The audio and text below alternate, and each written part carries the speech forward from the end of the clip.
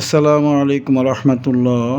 সম্মানিত দিনী ভাইগণ, আশা করি এবং দোয়া করি আপনারা সকলেই ভালো আছেন। আপনাদের দোয়ায় আল্লাহ পাকের হাবিব হুজুর পাক সাল্লাল্লাহু আলাইহি ওয়া আলিহি ওয়াসাল্লামের রহমতে আমিও ভালো আছি। আমি বিগত এক মাসের মধ্যে প্রায় 3টা দস্তে গায়েব বা গায়েবের রিজিকের আমল দিয়েছি। যেই 3টা আমল দিয়েছি, এই 3টা আমল পরীক্ষিত এবং 100% কার্যকর। কেউ এগুলো করার পর যদি গায়েবী রিজিকের সুযোগটা না আসে, আপনি জেনে রাখবেন যে আপনার আমল করাতে আপনার অগোচরে কোনো নিয়মে ব্যত্যয় হয়েছে, কিংবা এমন কোনো ত্রুটি হয়েছে যেটা আপনি এখনও ধরতে পারছেন না। আপনি আপনার উস্তাদের সাথে কথা বলে বিষয়টা পুনরায় আরজি দিন এবং আবারও জিনিসটাকে ঠিকঠাক করে নিন। পরে আবারও আমল করুন, ইনশাল্লাহ হাসিল হয়ে যাবে। যেহেতু আমলগুলো পরীক্ষিত, বই দেখে বা যে কোনো জায়গা থেকে সংগ্রহ করে এগুলো দেওয়া হয় না। এগুলো পরীক্ষিত, এগুলো আমি আমার উস্তাদদের কাছ থেকে সংগ্রহ করেছি এবং উস্তাদরা একজন প্রতিষ্ঠিত মুদাব্বির ছিলেন, পরীক্ষিত মুদাব্বির ছিলেন ওনাদের কাছ থেকে নিয়েছি। অনেকগুলো গায়েবের রিজিকের আমল আমি নিজেও করেছি, হাসিল হয়েছে। আবার কয়েকটা আছে যেটা হয়তোবা আমি করিনি, কিন্তু আমার উস্তাদগণ করেছিলেন। ওনাদের ডায়েরির মধ্যে এই আমলটার ব্যাপারে, ওই আমলগুলোর ব্যাপারে লেখা আছে বিস্তারিত।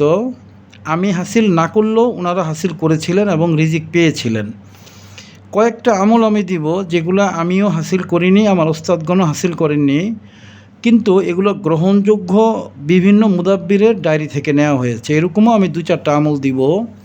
মোটের উপরে আমি চেষ্টা করব প্রায় 15টার মতো দস্তে গায়েবের আমল দিতে।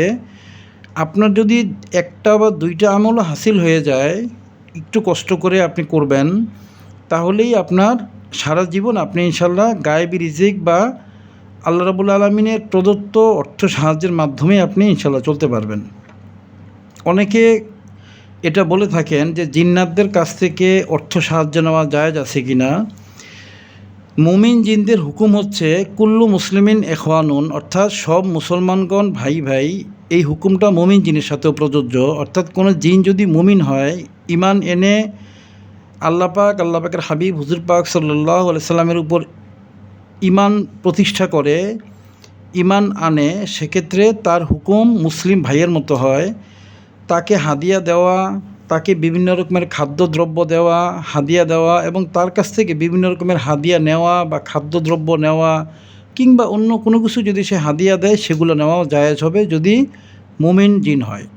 কাফের জিনকে হাদিয়া দেওয়া কিংবা কাফের জিন থেকে হাদিয়া নেওয়া দুটোটাই জায়েজ নেই, এটা হারাম এবং কুফরির অন্তর্ভুক্ত। তো যেহেতু আমলগুলো আমরা মুমিন জিনের মাধ্যমে করে থাকি, মুমিন জিন কানেক্ট করে থাকি, এই জন্য এইগুলা কুল্লু মুসলিমিন এখওয়ানুন, অর্থাৎ ভাই হিসেবে তাদের কাছ থেকে আমরা সহযোগিতা নিতে পারি। তবে সহযোগিতা নেওয়ার ক্ষেত্রে মনে রাখবেন ওনারা হচ্ছে উসিলা। আপনি যদি ওনাদেরকে খালেক মনে করেন তাহলে আপনার ইমান নষ্ট হয়ে যাবে, বা যদি মনে করেন যে ওনারা রিজিকের মালিক তাহলেও ইমান নষ্ট হয়ে যাবে। আপনাকে মনে রাখতে হবে রিজিকের মালিক কিংবা সব কিছুর মালিক, সমস্ত শক্তির মালিক একমাত্র আল্লাহ রাব্বুল আলামিন। আন্নাল কুওয়াতু লিল্লাহি জামিআ, সমস্ত শক্তি আল্লাহ পাক মালিক। এবং উসিলা হিসেবে বিভিন্ন ক্ষেত্রে বিভিন্ন কিছু উসিলা আমরা ধারণ করব ওই জিনিসটাকে পূর্ণতায় পৌঁছানোর জন্য। যেমন জ্বর হয়েছে, আল্লাহ পাকের উপর তাওয়াক্কুল করবে এবং নাপা ট্যাবলেট খাবো, বা এই ধরনের যে জ্বর যাওয়ার যে ট্যাবলেটগুলো আছে এগুলো খাবো, এগুলো হচ্ছে উসিলা। ক্ষুধা লেগেছে, আল্লাহ পাকের কাছে আমরা ক্ষুধা থেকে পরিত্রাণ চাবো এবং ভাত, গোস্ত, মাছ যেটা খাওয়ার সেটা খাবো, ক্ষুধা দূর হয়ে যাবে। এই জিনিসগুলো হচ্ছে উসিলা। অর্থাৎ উসিলা ঠিক রাখলেই আপনি পরিপূর্ণ জিনিসটা পাবেন। উসিলা ঠিক না থাকলে আপনি পরিপূর্ণ জিনিসটা পাবেন না, উল্টো আপনি আল্লাহ পাককে গালিগালাজ করবেন। আপনাকে এই উসিলাহীনতার মাধ্যমে ইবলিস চাবে কুফরির দিকে নিয়ে যেতে। সে আল্লাহ পাকের উপর তাওয়াক্কুল করিয়ে এমন তাওয়াক্কুল করাবে উসিলাকে বাদ দিয়ে, সেক্ষেত্রে দেখা যাবে যে সরাসরি আল্লাহ পাক আপনাকে জিনিসটা সমাধান করে দেননি, তখন আপনার ইমান নষ্ট হয়ে যাবে। এটা হচ্ছে ইবলিসের একটা কৌশল, উসিলাকে ব্যতি রেখে সরাসরি আল্লাহ পাকের দিকে কানেকশন করানোর চেষ্টা করা। এর দ্বারা মানুষের ইমান নষ্ট হয়ে যায়। যদি উসিলাটা প্রয়োজন নাই হতো তাহলে আল্লাহ রাব্বুল আলামিন ওয়াবতাগু ইলাইহিল ওয়াসিলা এই আয়াত শরীফটা কেন নাজিল করলেন, এই বিষয়টা যদি কেউ বুঝেন আমাকে বুঝিয়ে দিয়ে যাবেন। আজকে আমি আলোচনা করব দাস্তে গায়েব বা গায়েবের রিজিকের চতুর্থ আমল। এটাও মুমিন জিনের মাধ্যমে সহযোগিতাটা নেওয়া হয়ে থাকে এবং এটা জায়েজ আছে। এবং এই যে রিজিকটা, এটা পরিপূর্ণ হালাল হিসাবে আমি বিভিন্নভাবে তাহকিক করে পেয়েছি। আমি প্রথমে আলোচনাটা পড়ছি, এরপর কোথাও যদি বোঝানোর প্রয়োজন হয় ইনশাল্লাহ আমি বুঝিয়ে দিব। আর এরপরও যদি কেউ আরও বিস্তারিত বুঝতে চান তারা চেম্বারে আসবেন। আমি প্রতি মাসে 2 থেকে 4 বার ডেট দিয়ে থাকি সাক্ষাতের, এসে আপনারা দেখা করবেন। যারা ছাত্র হতে চান তারা মনিরুল ইসলাম মৃধা এবং মঞ্জুল হক সাহেবের সাথে যোগাযোগ করবেন, ছাত্রদের গ্রুপে ঢুকিয়ে দিবে। আপনারা নির্ধারিত দিনে ডায়েরি নিয়ে আসবেন, আমি আমল চেঞ্জ করে দিব। আস্তে আস্তে আপনারা মুদাব্বির হয়ে যাবেন ইনশাআল্লাহ। আমি শীটটা পড়ছি, প্রয়োজন হলে ফাঁকে ফাঁকে বুঝিয়ে দিব। দাস্তে গায়েব বা গায়েবী রিজিক বা গায়েবী অর্থ সাহায্য প্রাপ্তি 4। এই যে এখানে আমি একটা তিলিসমাত লিখেছি, এই তিলিসমাতটা আপনাদেরকে জাকাত দিতে হবে। তিলিসমাতটা জাকাত দেওয়ার নিয়ম হচ্ছে, আপনি প্রতিদিন একটা করে তিলিসমাত লিখে 41 দিন আপনি মাছকে খাইয়ে দিবেন, অথবা 41 দিন 41টা লিখে যে কোনো একদিন গিয়ে সবগুলি আটার গুলিতে মাছকে খাইয়ে দিবেন। একটা মাছ যেন 2 বার আটার গুলি না খায়, এই জিনিসটা আপনাকে নিশ্চিত করতে হবে। আপনি একটু দূরে নকশাগুলো ফেলতে হবে, যেন এক মাছ 2টা আটার গুলি না খায়। যদি এক মাছ 2টা আটার গুলি খায় তাহলে ওইটা একটা আটার গুলি হিসেবে গণ্য হবে, কিংবা এক মাছ যদি 4টা আটার গুলি খায় তাহলেও এটা একটা জাকাত হিসেবে গণ্য হবে। আপনাকে 41টা ব্যবস্থা করতে হবে, 41টা মাছকে 41টা নকশা খাওয়াতে হবে। কোনো মাছ যদি বেশি খায় সেক্ষেত্রে আপনাকে নকশা বেশি ফেলতে হবে। এই নকশাটা যখন ফাইনালি জাকাত দেওয়া হয়ে যাবে, জাকাত না দিলেও নকশাটা কাজ করে, তারপরেও জাকাত দিলে এটা অধিকতর কাজ করে। কিতাবে জাকাতের কথা লেখা আছে, কিন্তু আমি যার কাছ থেকে আমলটা নিয়েছি, আমার ওস্তাদের একজন ঘনিষ্ঠ বন্ধু, উনি মারা গিয়েছেন আজকে 8 মাস 9 মাসের মতো হবে, ভদ্রলোক মারা গিয়েছেন। তো আমার ওস্তাদের খুব ঘনিষ্ঠ বন্ধু উনি, ওনার কাছ থেকে আমি আমলটা নিয়েছি। তো উনি জাকাত ছাড়াই এটা আমাকে করতে বলেছিলেন। তো জাকাত ছাড়াই এটা আমি দেখি যে কাজ হয়, তবে আপনারা জাকাত দিয়ে করবেন যেহেতু কিতাবে লেখা আছে। তো যখন আপনারা জাকাত দিবেন, এই কালিটা একটু বিশেষভাবে বানাতে হবে। নর্মাল জাফরান কালি বা নর্মাল যে কালিগুলো পাওয়া যায় ওগুলো দিয়ে লিখলে হবে না, আপনাকে কস্তুরি আতর সংগ্রহ করতে হবে। কস্তুরি আতর, এই কস্তুরির প্রচুর গন্ধ, কস্তুরি আতরের প্রচুর গন্ধ। আপনি যদি এই লেখাটা কস্তুরি আতর দিয়ে লিখেন, আপনি 1 বছর পরেও লেখাটার কাছে এই লেখাটার কাছে নিলে আপনি নাকের মধ্যে আতরের গন্ধ পাবেন। কস্তুরি আতর এত পাওয়ারফুল একটা আতর এবং এত ভালো আতর। তা আপনাকে 50% কস্তুরি আতর নিতে হবে, 25% জাফরান নিতে হবে। বাকিটা সামান্য একটু জমজমের পানি, বৃষ্টির পানি দিয়ে অনেকক্ষণ জাল দিতে হবে। আপনি যখন জাল দিবেন দেখবেন আপনার সারা ঘরের মধ্যে কস্তুরির গন্ধ ছড়িয়ে গিয়েছে, রাস্তাঘাট পর্যন্ত কস্তুরির গন্ধে ভরে গিয়েছে, এত ফ্লেভার বেরোতে থাকবে। যাই হোক, এটা এভাবে বানাতে হয়। ওই যে কালিটা বানাবেন 50% দিতে হবে কস্তুরি আতর, 25% জাফরান একেবারে ভালো জাফরানটা দিবেন, ইরানিটা কাশ্মীরিটা ভালো ওইটা দিবেন। বাকিটা জমজম পানি সামান্য, বৃষ্টির পানি সামান্য। জমজম পানি সম্ভব হলে আপনি নিজে সংগ্রহ করবেন, নাপাকের ব্যাপার যেন না থাকে। আর বৃষ্টির পানিটা হচ্ছে সরাসরি আকাশ থেকে পড়বে, এটা যেন ঘরের চালে বা অন্য কোথাও মাধ্যম হয়ে যেন না পড়ে, ওইটা না, একেবারে সরাসরি আকাশ থেকে বৃষ্টির পানিটা বোতলে পড়বে, ওই ধরনের বৃষ্টির পানি। এগুলো দিয়ে কালি বানাবেন। এরপর এহরামের কাপড় পরে গোসল করে এহরামের কাপড় পরে 7 রকমের আতর মেখে নেবেন। আমি আতরের নামগুলা ভিডিওর শেষে দিয়ে দিব। আমি 8 রকমের আতরের নাম লিখেছি, তার মধ্যে যে কোনো 7টা আপনারা সংগ্রহ করবেন। 8টা হয়তো নাও পেতে পারেন, 7টা প্রয়োজন হয়, আমলের জন্য 7টা দরকার হয়। আমি 8টা লিখে দিয়েছি, সেখান থেকে যে কোনো 7টা পাবে, সেই 7টা দিয়ে আপনারা ভালো করে শরীরে আতর মেখে নেবেন। 7 রকমের আতর আপনার শরীরে থাকবে। তখন আপনি নকশাটা লিখবেন। যখন নকশাটা লিখবেন, সারা ঘর যেন আপনার আতরের গন্ধে ভরে যায়, প্রচুর পরিমাণ আতরের গন্ধ হয়, এটা নিশ্চিত করবেন।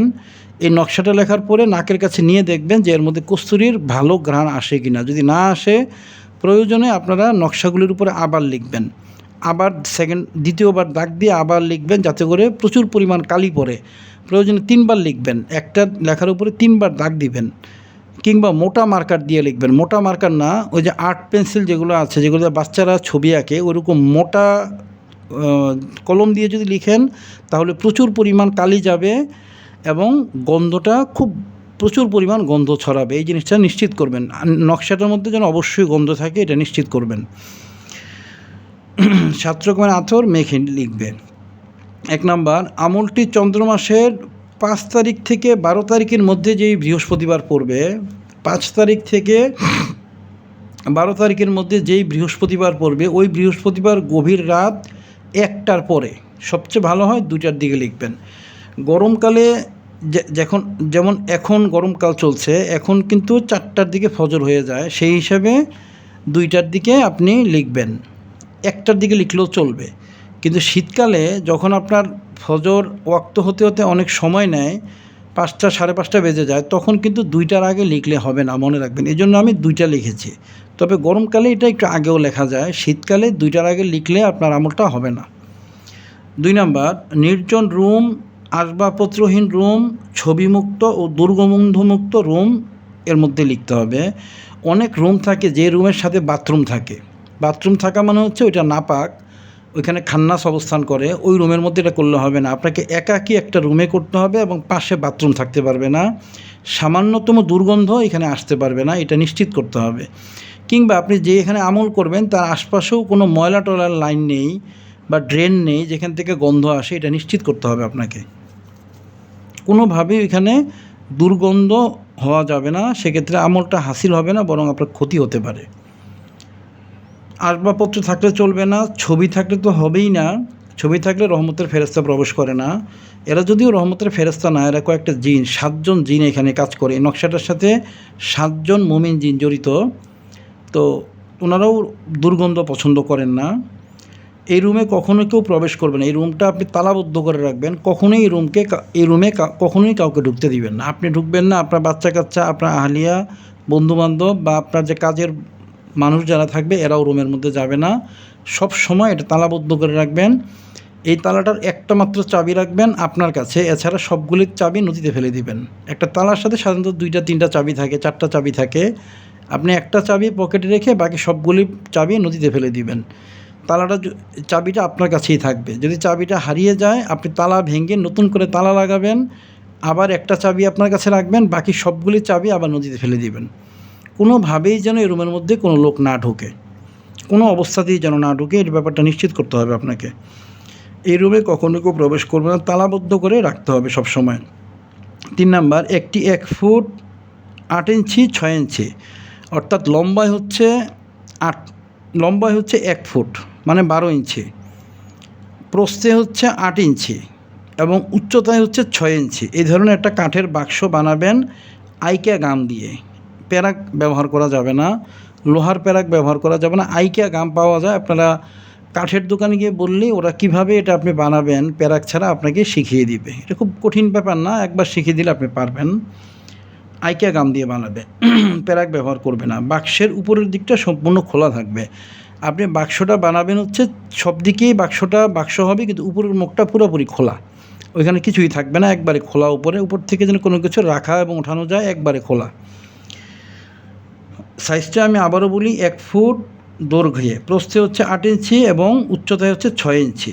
বা এটার চেয়ে আপনি ইচ্ছা করলে একটু বড় ছোট করতে পারেন, তবে এটা হচ্ছে স্ট্যান্ডার্ড সাইজ। এটা আমি যাদেরকে আমল করতে দেখেছি বা এই আমলের সাথে যে বিষয়টা আমি বিভিন্ন সময় পেয়েছি, এটা হচ্ছে এই সাইজটা সবচেয়ে পারফেক্ট।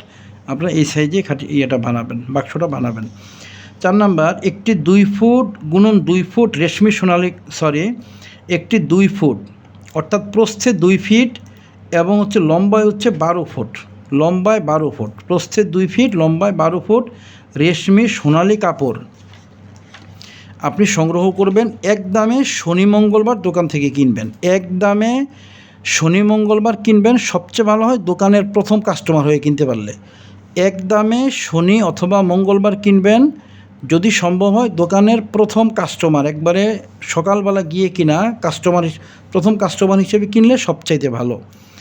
কাপড় নিবে ছবি এবং কারুকাজ করা ছাড়া। অনেক রেশমি কাপড়ের মধ্যে কারুকাজ করা থাকে, কারুকাজ ছাড়া নেবেন। সাদা নেবেন, সাদার মধ্যে হালকা কারুকাজ থাকলে সমস্যা নেই, কিন্তু ভারী কারুকাজ যেন না থাকে। আর ছবি যেন এটার মধ্যে না থাকে, এটা নিশ্চিত করবেন। ছবি থাকলে কিন্তু সমস্যা আছে আপনার।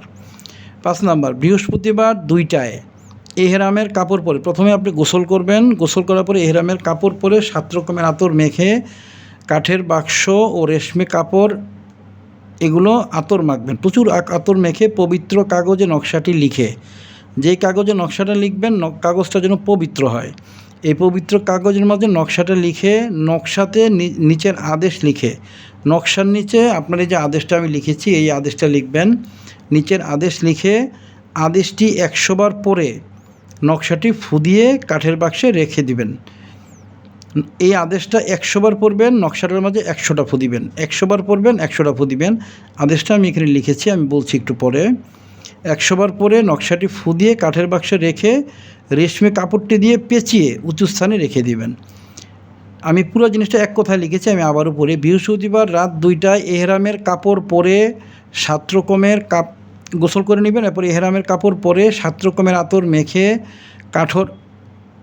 কাপড়টার মধ্যে 7 রকমের মানে এহরামের কাপড়ে 7 রকমের আতর মাখবেন।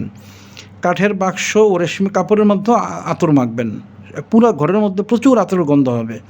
পবিত্র কাগজে নকশাটি লিখে নকশার নিচে আদেশ লিখে আদেশটি 100 বার পরে নকশাটি ফু দিয়ে কাঠের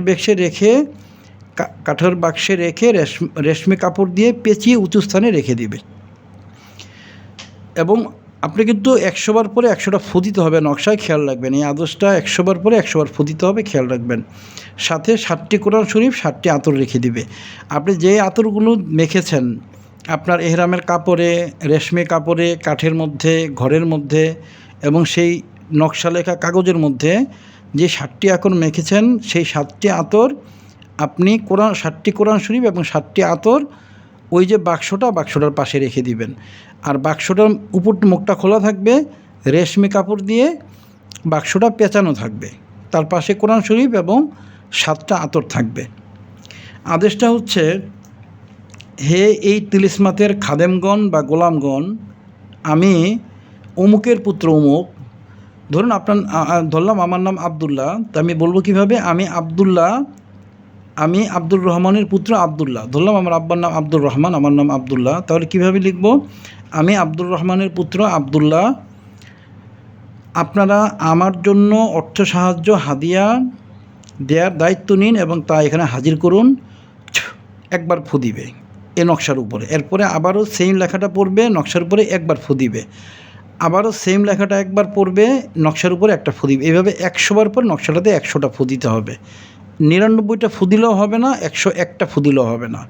খুব গণনাটা খুব শুদ্ধভাবে রাখা লাগবে যেন এদিক সেদিক না হয়। যেই 7টা আতর আপনাকে মাখতে হবে, আমি 8টা আতরের নাম দিয়েছি। এই 8টা আতর থেকে আপনারা যে কোনো 7টা আতর আপনারা এখানে সংগ্রহ করবেন এবং মাখবেন। আমি 8টা নাম দিয়ে দিয়েছি, তার মধ্যে 7টা হলেই চলবে, আপনারা হয়তো কোনোটা নাও পেতে পারেন। আমি 8টা দিয়ে দিয়েছি যেগুলা ওই মোয়াক্কেলগুলো গ্রহণ করে, এরকম 8টা দিয়ে দিয়েছি। আতরের নামগুলো হচ্ছে আম্বর, মিসকুল আসওয়াদ, 3 নম্বর হচ্ছে ফাখামা, 4 নম্বর হচ্ছে সুলতান, 5 নম্বর হচ্ছে আবাকুশ শার্ক, এটা সৌদি আরব আমিরাত, দুবাই ওইসব দেশে এটা পাওয়া যায়। 6 নম্বর হচ্ছে জান্নাত, এটা বাংলাদেশেও পাওয়া যায়, ইন্ডিয়াতেও পাওয়া যায়। দিহিনুল উদ, এটা অর্ডার দিলে আপনি অনলাইন শপে অনেকগুলো দেখেছি আমি পাওয়া যায়। তারপরে হচ্ছে এই 7টা যদি পান সবচেয়ে ভালো, যদি 7টার মধ্যে কোনোটা না পান তাহলে 8 নম্বর একটা আতর লিখেছি আমি, উদ আল মালাকি। এই আতরটাও আপনার বিভিন্ন দেশে, বাহরাইন থেকে এই আতরটা আমি পেয়েছিলাম, আমার কাছে আছে অল্প। এই আতরটাও আপনি দিতে পারেন যদি এখানে 7টার মধ্যে কোনো একটা না পান। তবে সবচেয়ে ভালো হচ্ছে 7টা আর কি। এই যে আমি 1 নম্বর 2 নম্বর দিয়ে 7 লিখেছি, এটা কোনোটা যদি মিস যায় সেক্ষেত্রে আপনি 8 নম্বরটা এখানে অ্যাড করতে পারেন। এরপর বাক্সটা এগুলো রেখে দিবেন। আপনার আদেশ দেওয়া শেষ, আবার রুম থেকে বের হয়ে যাবেন, তালা মেরে দিবেন, আপনি যথারীতি ঘুমিয়ে যাবেন। এখানে জালালি জামালি পরহেজের কোনো কিছুই নেই, কোনো প্রকার ঝাঁঝামেলা নেই, আপনি ঘুমিয়ে যাবেন। 3 দিন পরে আপনি রুমটা খুলবেন, ওই বাক্সটা নামাবেন। যদি আপনার আমলটা ঠিক হয়ে থাকে তাহলে আপনি আশ্চর্য কিছু দেখতে পাবেন। যদি আপনার আমলটা 100তে 100 ঠিক হয়ে থাকে আপনি অবশ্যই আশ্চর্য কিছু দেখতে পাবেন। যদি ভুল হয় এখানে বিচলিত হওয়ার কিছুই নেই, আপনি আবারও ভিডিওটা একবার দেখবেন, এরপরে ভিডিওটার সাথে আপনার আমলটা আবার মিলিয়ে নেবেন, এরপর আবারও আমল করেন, আশা করি হয়ে যাবে। যদি এরপরও না হয় তাহলে ব্যক্তিগতভাবে আপনি আমার সাথে দেখা করেন, বাক্সটা যেটা বানিয়েছেন বাক্সটা নিয়ে আমার সাথে একটু দেখা করেন, রেশমি কাপড় যেটা আছে ওইটা নিয়ে দেখা করেন, আতর যেগুলো আছে এগুলো নিয়ে একটু দেখা করেন। আমি আপনাকে বিষয়টার ভুলটা কোথায় হচ্ছে বা প্রবলেমটা কোথায় হচ্ছে এই ব্যাপারে সহযোগিতা করবো ইনশাল্লাহ। দস্তগায়েব 4 ইন আমলটা আমি দিয়ে দিলাম। আতরগুলো আছে, আমি আতরগুলো সবগুলো আপনাদেরকে দেখাচ্ছি।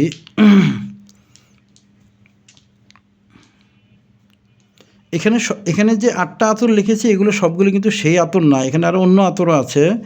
যেমন আমি 2 নাম্বার যে দস্তগায়েব যে 3 নাম্বার আমলটা দিয়েছি ওটার মধ্যে যে আমি বলেছি গোলাপি রঙের আতর লাগবে, যেটা হচ্ছে গোলাপি রঙের আতর,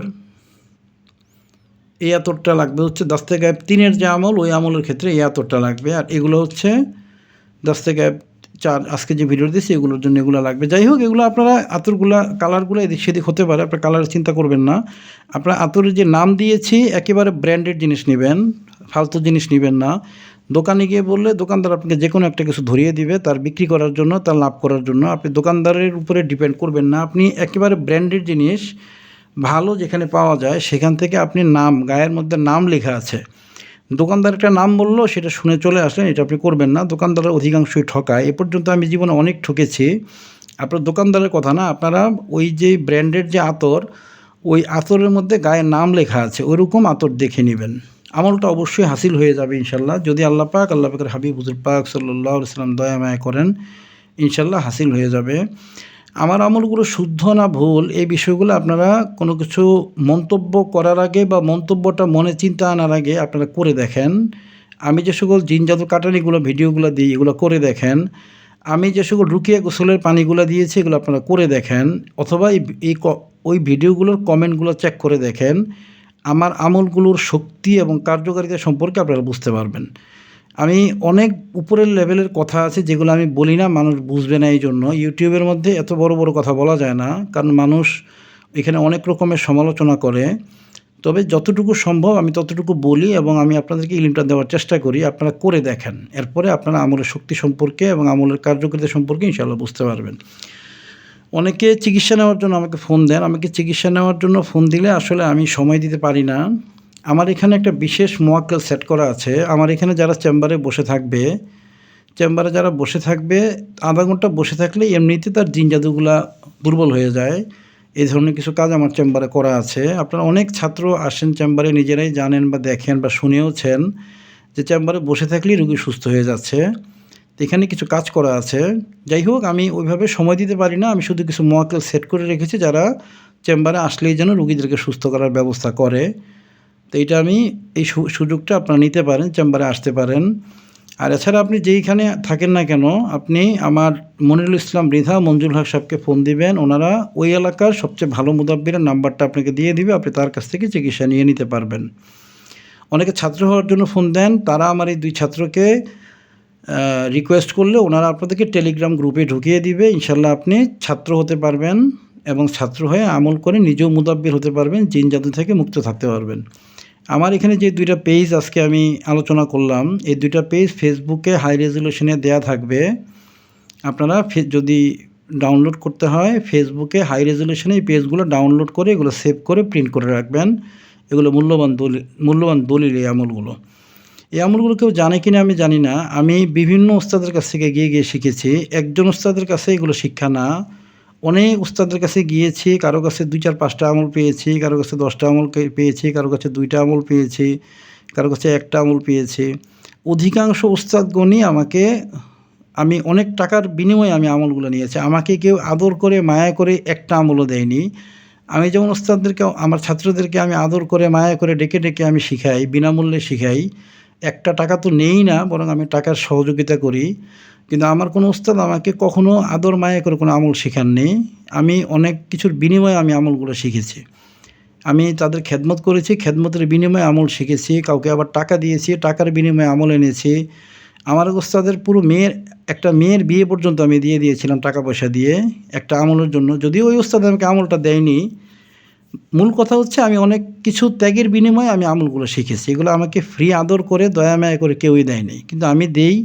আপনারা আমার জন্য দোয়া করবেন যেন আমি আমার যতটুকু আমি জানি, ঠিক আমি এমন না যে আমি খুব বেশি জানি, আমি খুব সামান্য জানি, যতটুকুই জানি আমি যেন আপনাদের মাঝে দিতে পারি, খেদমত করতে পারি এবং সদকায়ে জারি হিসেবে আমি আল্লাহ পাক আল্লাহর হাবিবের কাছে যেন সন্তুষ্টিপ্রাপ্ত হতে পারি। আপনারা আমার জন্য দোয়া করবেন, আমি আপনাদের জন্য দোয়া করি। আমরা সকলের জন্য ইনশাআল্লাহ দোয়া করব। আল্লাহ পাকের হাবিব হুজুর পাক সাল্লাল্লাহু আলাইহি ওয়া সাল্লাম সকলকে যেন কবুল করেন, আদর করেন, মায়া করেন, রহমত করেন। সকলেই আমরা সকলের জন্য দোয়া করব। আসসালামু আলাইকুম ওয়া রাহমাতুল্লাহি ওয়া বারাকাতুহু।